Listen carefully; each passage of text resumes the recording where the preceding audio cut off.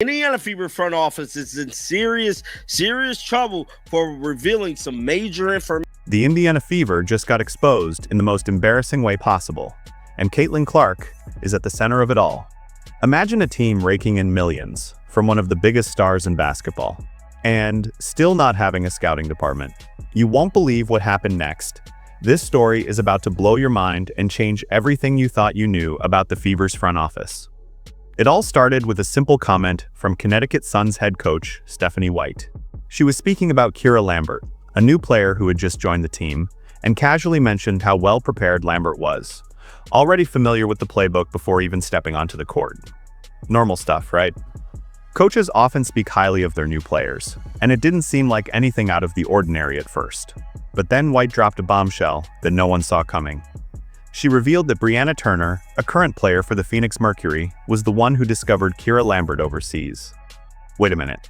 And especially with the front office, and whatever it takes to go find these players because they're available. Yeah. And is it film study? Is it calling other coaching connections? What is all the above? Like? Right. It's all the above. It's seeing film, watching clips, talking to contacts and connections. Bree and especially has been super helpful in this. She's got a lot of contacts overseas who have seen Kira, for example, play a lot overseas. Teammates that she's had that are over there that played with her, against her. Same thing with Odyssey. All three of our assistant coaches coached her in AU, so they have some familiarity with her. So it really is all hands on deck and trying to. How is a player scouting other players? And why is a player in Europe playing for another team responsible for finding talent for the Indiana Fever? That's when the alarm started blaring. How in the world is a professional basketball team relying on its players to moonlight as scouts? It's a shocking question, and one that makes you wonder, if the Fever are depending on players like Turner to do the scouting, what exactly is the front office doing? Is this really how a team that's supposedly trying to build around Caitlyn Clark is running things? As soon as White's comment went public, fans wasted no time digging into the Fever's operations. And what they uncovered was nothing short of mind-blowing. It turns out that the Indiana Fever, the very franchise making millions off Caitlyn Clark, doesn't even have a scouting department. That's right. Has been on your radar previously? Like, has she been a name that came up earlier in this process? No. So now that you've seen her play a little bit and I think having scouted a little bit, what is it about her that makes her the right fit for this? Well, I think number one, her preparation. From the initial phone call that Amber and Kelly had to our conversations. She's been watching the team. She's studying what we're doing, studying how we've played opponents on both ends, what we've done to attack, what we've done on the defensive end. Reminds me a little bit of Ari when she came in and really already kind of had some of the playbook down. Her ability to get downhill. She's got some speed and quickness as well. So all of those things are what. A professional team in 2025, at the peak of the WNBA's growth, is running like a rec league with no scouts on staff.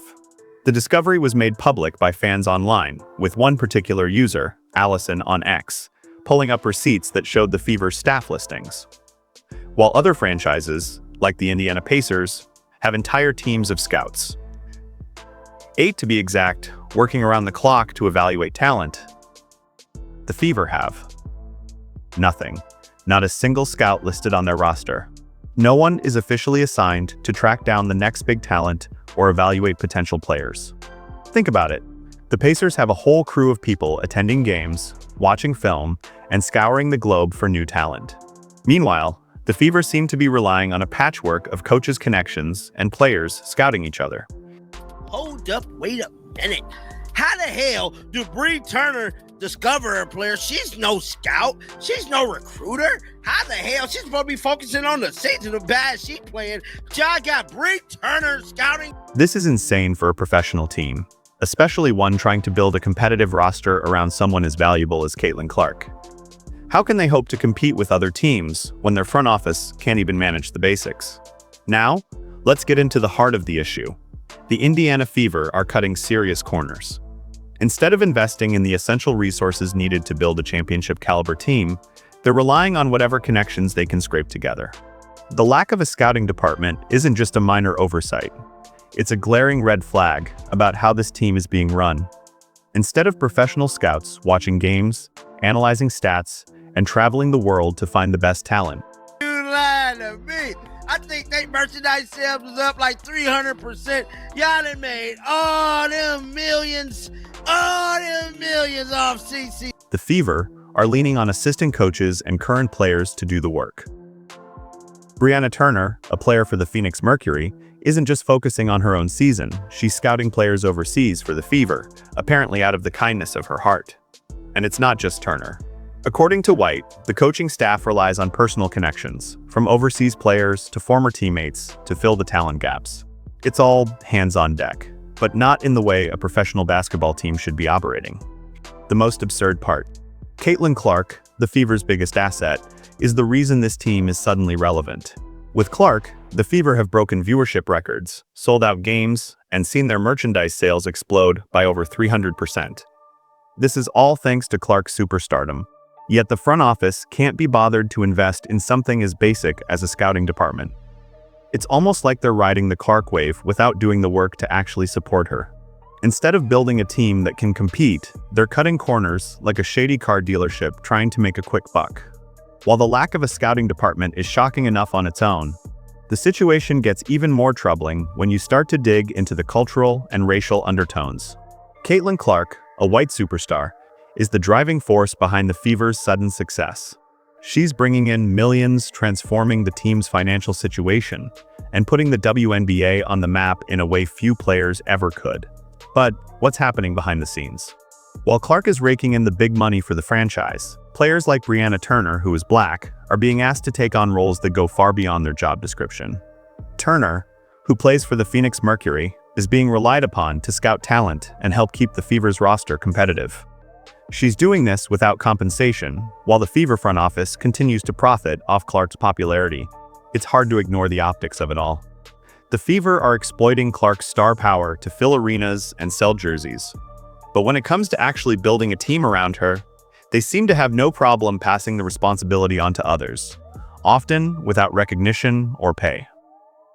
This isn't just laziness. It's an unfair, exploitative system that takes advantage of the players, particularly the black athletes, who are doing the grunt work while the franchise takes the credit. This issue isn't just isolated to the Fever, either. There's a broader problem within the WNBA, where players of color, especially those who are not white stars like Clark, are often left to pick up the slack. It's a pattern that shows how little the league values its players' contributions beyond what's visible on the court. The issue with the Indiana Fever isn't just a one-off mistake. It's a symptom of a much larger problem within the WNBA. The Fever are hardly the only team in this situation. Teams like the Chicago Sky and the Minnesota Lynx also don't have formal scouting departments listed. So, the big question is, what is the WNBA's plan for talent development? Is the league really just hoping players and coaches can dig up talent on their own, without any professional scouts involved? This is where the disparity becomes even more glaring. While the NBA spends millions on scouting, investing in infrastructure that makes sure they're always ahead of the curve in terms of talent evaluation, the WNBA seems content to run on vibes. Instead of laying a solid foundation and investing in the machinery that drives a successful professional league, the WNBA is skating by with makeshift solutions and relying on the talent of its players to fill the gaps. The NBA didn't become a multi-billion-dollar industry by cutting corners.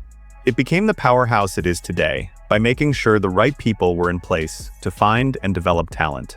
But in the WNBA, the lack of a solid professional infrastructure is becoming painfully clear. The league wants NBA salaries, more national coverage, and a bigger spotlight. But how can it expect to get that when the basics, like having a full scouting team, aren't even in place? The truth is, the WNBA is playing catch-up, and franchises like the Fever are showing just how deep the league's infrastructure issues go. With millions in revenue pouring in thanks to superstars like Caitlyn Clark, there's no excuse for the league to still be operating like an underfunded, semi-professional league. The absence of scouting is just one part of a much bigger issue that could hold the WNBA back from ever reaching its full potential. While the Fever are basking in the financial glow of Caitlyn Clark's superstardom, there's a darker reality looming on the horizon. The lack of a proper scouting department isn't just a minor flaw. It's a ticking time bomb that threatens Clark's legacy. Her time in the league isn't infinite, and if the Fever front office doesn't start building a team that can truly support her, it could all go south quickly. Clark is one of those rare players who can carry an entire franchise on her back. She's already brought in over $100 million in value to the WNBA this season alone, with record-breaking ticket sales, jersey sales, and viewership. But here's the problem. No matter how talented you are, you can't win championships on your own. If the Fever continues cutting corners and failing to surround her with the right pieces, Clark's prime years will be wasted. She needs more than just a flashy marketing campaign or sellout crowds. Clark needs a supporting cast shooters to space the floor, defenders to protect her from constant double teams, and bigs who can run the pick and roll. None of that happens by accident. It takes careful planning, analysis, and, most importantly, scouting. Instead, the Fever are essentially gambling with her future, hoping that some random player from overseas will fit into their plans, or that an assistant coach might remember a promising player from AAU ball. That's not a strategy, that's desperation. The real danger here is that the Fever's failure to invest in the team's infrastructure could push Clark to consider her options once her rookie contract ends. Imagine a world where she looks around and realizes that the Fever's front office can't even do the bare minimum to support her career. Do they really think she'll stick around in Indiana, where the team's management clearly prioritizes short-term profits over long-term success? It's a terrifying thought for anyone who cares about her legacy and the future of the WNBA. Let's talk about the optics here for a second. Imagine you're Caitlyn Clark, arguably the biggest thing to hit women's basketball in years. You've single-handedly transformed the Indiana Fever from an afterthought into a powerhouse of ticket sales, merchandise, and viewership. The WNBA is finally getting the attention it deserves, all because of you. Your face is plastered everywhere, your jersey is flying off the shelves, and you're the league's most valuable asset. But then, you find out your team doesn't even have a scouting department. They're relying on players like Brianna Turner to discover talent. And your future is being decided by connections rather than professional evaluation. How would that feel? It's not just disappointing, it's downright insulting. You've brought in millions, but the franchise can't be bothered to invest in the basic resources necessary to build a winning team around you. It's a slap in the face. A player like Tyrese Halliburton were playing for the Pacers and they had no scouts. There would be an outrage. No NBA team would dream of wasting the potential of a generational player like that. Yet, with Clark, the Fever are apparently fine cutting corners and hoping she can carry the weight of the team by herself.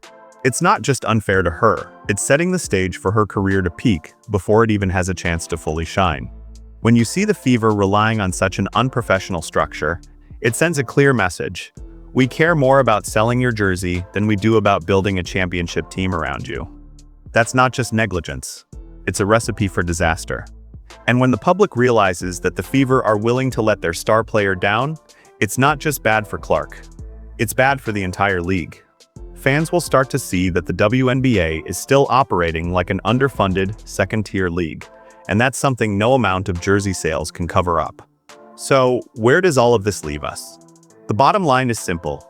The Indiana Fever have been caught red-handed cutting corners, and their own staff comments have exposed the chaos lurking behind the scenes. They've been dragged into the spotlight, and now the entire league looks bad because of their failure to support the one thing that's keeping them relevant. Instead of investing in a solid infrastructure to build a competitive team, the Fever are freeloading off Clark's star power, and it's only a matter of time before the cracks start to show. This isn't just an oversight, it's sabotage. If the Fever aren't careful, they could ruin Clark's career before it even has a chance to take off. And it's not just the Fever, this is a problem for the WNBA as a whole. If the league wants to demand higher salaries, more respect, and more national exposure, they have to start acting like a professional sport. Cutting corners, neglecting basic staff positions like scouts, and relying on the brilliance of a single player isn't going to cut it. The WNBA can't keep asking for more while refusing to invest in the foundation of their teams. The NBA didn't become a billion-dollar empire by treating its players like commodities. The WNBA, if it's serious about growth, needs to start acting like a real league. One that invests in the infrastructure and support needed to make sure stars like Caitlyn Clark can thrive, not just sell tickets. At the end of the day, the Fever's failure to prioritize scouting and proper team building is an embarrassing misstep that could cost them dearly. But the real question is this: how long will Clark stay in a system that clearly doesn't value her future? If the Fever don't get their act together soon, they might find themselves losing their biggest asset to a team that actually knows how to build around its star. And that's the ultimate irony. Caitlyn Clark is carrying the league, but it's the league's failure to support her that could stop her from reaching her full potential.